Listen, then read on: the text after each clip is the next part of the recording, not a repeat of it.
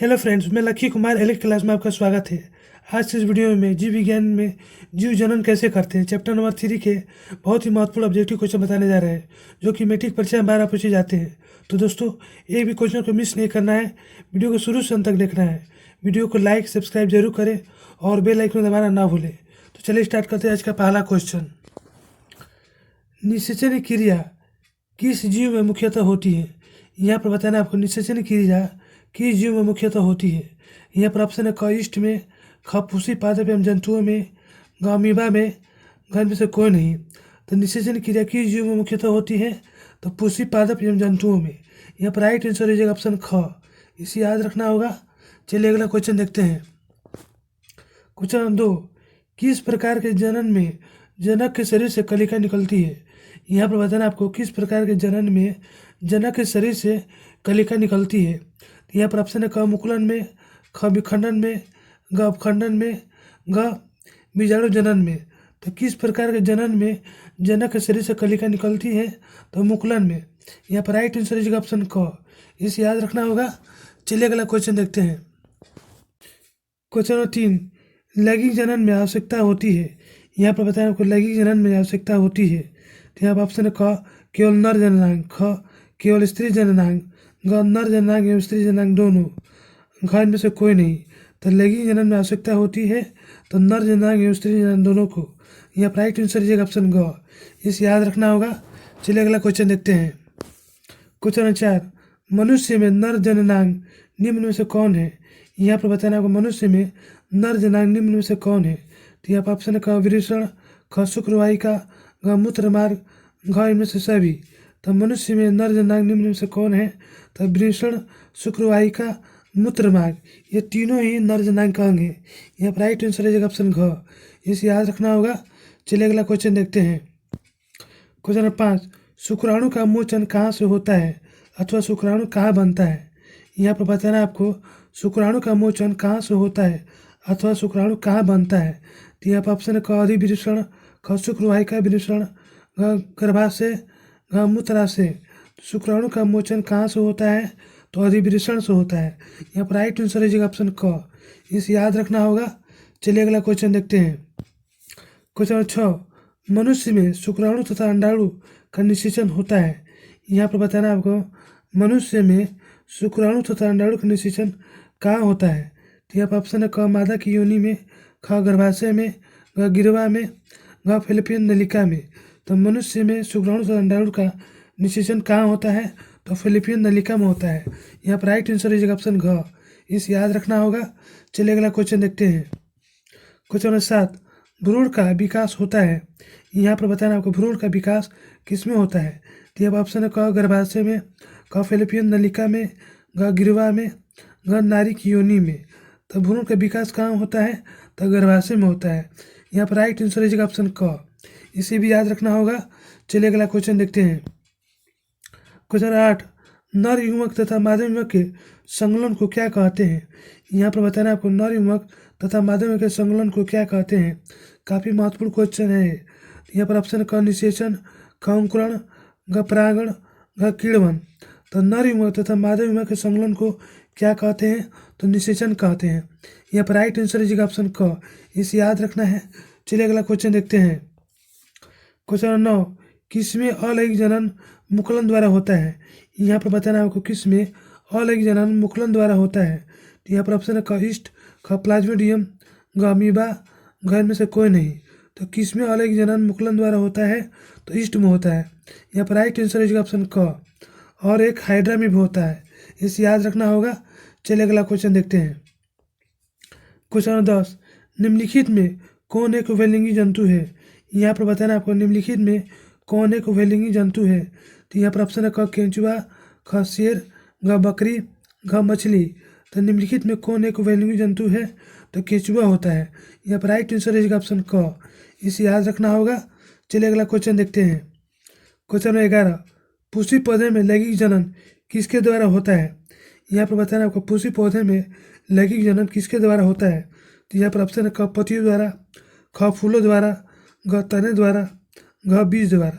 तो पुष्पी पौधे में लैंगिक जनन किसके द्वारा होता है? तो फूलों द्वारा होता है। यहाँ पर राइट आंसर रहेगा ऑप्शन ख। इसे भी याद रखना होगा, काफ़ी महत्वपूर्ण क्वेश्चन है। चलिए अगला क्वेश्चन देखते हैं। क्वेश्चन नंबर 12, फूल का कौन सा भाग जो फल बदलता है? यहाँ पर बताना होगा फूल का कौन सा भाग जो फल बदलता है। ये भी काफ़ी महत्वपूर्ण क्वेश्चन है, मैट्रिक परीक्षा में 12 पूछा जाता है। तो फूल का कौन सा भाग फल बदलता है? तो यहाँ पर ऑप्शन है क पुंकेसर, ख स्त्री केसर, ग अंडाशय, घ बीज। तो फूल का कौन सा भाग जो फल बदलता है? तो अंडाशय है। यहाँ पर राइट आंसर हो जाएगा ऑप्शन ग। इसे याद रखना होगा। चलिए अगला क्वेश्चन देखते हैं। क्वेश्चन नंबर 13, भ्रूण के जिस भाग से तना पत्तियाँ बनती है उसे क्या कहते हैं? यहाँ पर बताना आपको भ्रूण के जिस भाग से तना पत्तियाँ बनती है उसे क्या कहते हैं? तो यहाँ पर ऑप्शन है क पुंलांकुर, ख परांकुर, घ प्रहोतंत्र, घ इनमें से कोई नहीं। तो भ्रूण के जिस भाग से तना पत्तियाँ बनती है उसे परांकुर कहते हैं। यहाँ पर राइट आंसर है ऑप्शन ख। इसे याद रखना है। चलिए अगला क्वेश्चन देखते हैं। क्वेश्चन नंबर 14, ब्रोफाइलम का कौन सा भाग कायिक प्रवर्धन में होता है? यहाँ पर बताएं आपको ब्रायोफिलम का कौन सा भाग कायिक प्रवर्धन में होता है? तो यहाँ पर ऑप्शन है क पत्तियाँ, ख जड़, घ तना, घ फूल। तो ब्रायोफिलम का कौन सा भाग कायिक प्रवर्धन में होता है? तो पत्तियाँ होता है। यहाँ पर राइट आंसर है ऑप्शन क। इसे याद रखना होगा। चलिए अगला क्वेश्चन देखते हैं। क्वेश्चन 15, तने द्वारा कायिक प्रवर्धन होता है। यहाँ पर बताना आपको तने द्वारा कायिक प्रवर्धन होता है। तो यहाँ पर ऑप्शन है क पुदीने, ख हल्दी, ग अदरक, घ इनमें से सभी। तो तने द्वारा कायिक प्रवर्धन होता है तो पुदीने, हल्दी और अदरक इन तीनों द्वारा होता है। यहाँ पर राइट आंसर है ऑप्शन घ। इसे याद रखना होगा। चलिए अगला क्वेश्चन देखते हैं। क्वेश्चन नंबर 16, खंडन द्वारा जनन होता है। यहाँ पर बताना आपको खंडन द्वारा जनन किस में होता है? तो यहाँ पर ऑप्शन है क मेढक में, ख सितारा मछली में, घ टिड्डे में, घ कौवे में। तो खंडन द्वारा जनन होता है तो सितारा मछली में होता है। यहाँ पर राइट आंसर है ऑप्शन ख। इसे याद रखना होगा। चलिए अगला क्वेश्चन देखते हैं। क्वेश्चन 17, हाइड्रा में प्रजनन किस विधि द्वारा होता है? यहाँ पर बताना आपको हाइड्रा में प्रजनन किस विधि द्वारा होता है? तो यहाँ ऑप्शन है क डिखंडन, ख मुकुलन, घ लैंगिक जनन, घ इनमें से कोई नहीं। तो हाइड्रा में प्रजनन किस विधि द्वारा होता है? तो मुकुलन द्वारा होता है। यहाँ पर राइट आंसर है ऑप्शन ख। इसे याद रखना होगा। चलिए अगला क्वेश्चन देखते हैं। क्वेश्चन 18, स्त्रियों में अंडों की संख्या कितनी होती है? यहाँ पर बताना आपको स्त्रियों में अंडों की संख्या कितनी होती है? तो यहाँ पर ऑप्शन है ख 1, ख 2, घ 3, घ 4। तो स्त्रियों में अंडों की संख्या कितनी होती है? तो 2 होती है। यहाँ पर राइट आंसर है ऑप्शन ख। इसे याद रखना होगा।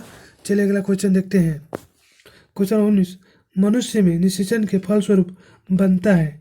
यहाँ पर बताना आपको मनुष्य में निषेचन के फलस्वरूप क्या बनता है?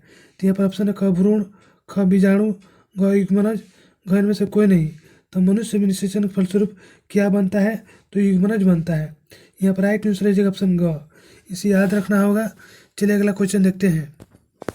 क्वेश्चन 20, वृषण में बने शुक्राणु सिंचित होते हैं।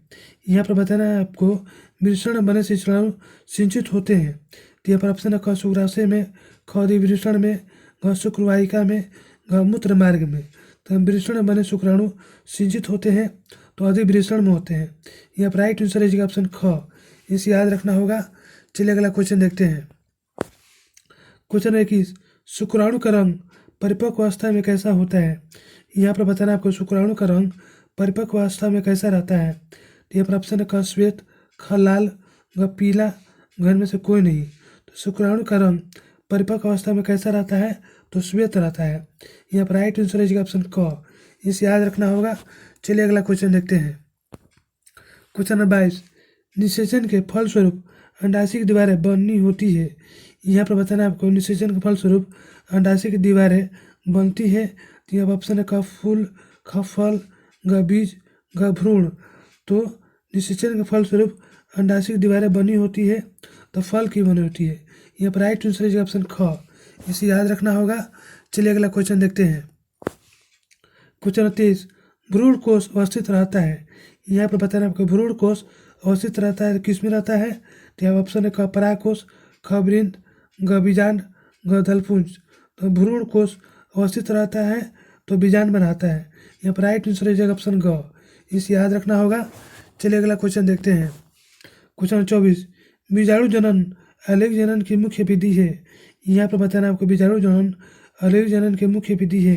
तो यहाँ पर ऑप्शन है क कॉको में, ख हाइड्रा में, ग स्पंज में, ग ईस्ट में।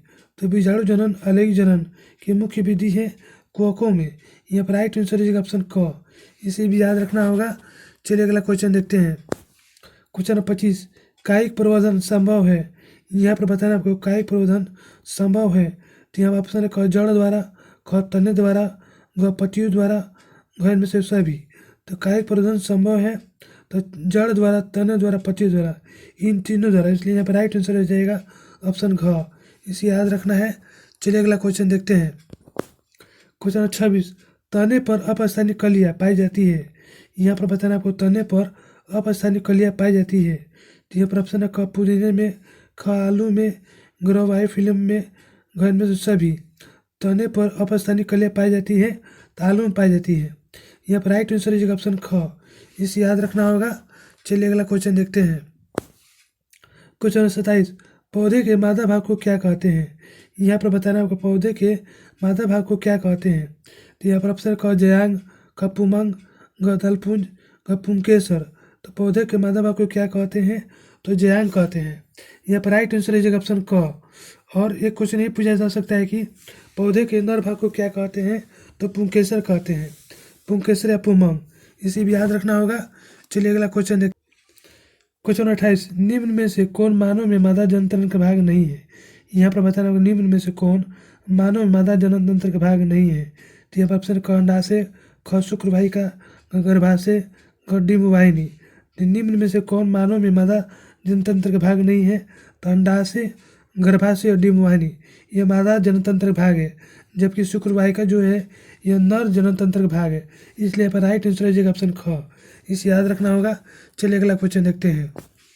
क्वेश्चन 29, मनुष्य कोशिका में गुणसूत्र संख्या कितनी होती है। यहाँ पर बताना है आपको मनुष्य कोशिका में गुणसूत्र संख्या कितनी होती है। तो यहाँ पर ऑप्शन है क 46 गुणसूत्र, ख 22 जोड़ी, ग 44 गुणसूत्र, ग 24 जोड़ी।